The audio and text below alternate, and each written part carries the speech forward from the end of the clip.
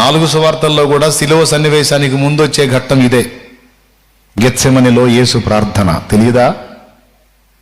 అక్కడ ప్రభువు చేసిన ప్రార్థన, నా తండ్రి నీ చిత్తమైతే ఈ గిన్నె నా యొద్ద నుండి తొలగించు అన్నాడు. అన్నప్పుడు తీసేయాలి తండ్రి, కానీ తీసేలా. అనగా యేసు ప్రార్థన తిరస్కరించబడింది.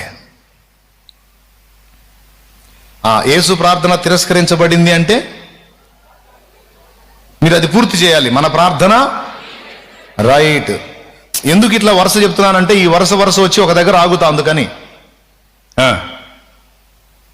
యేసు ప్రార్థన తిరస్కరించబడింది, యేసుకు గాయమైంది, యేసుకు దారిద్ర్యం అంటింది.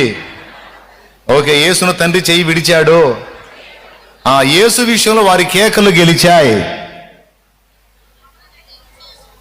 మన విషయంలో వారి కేకలు ఓడిపోతాయి.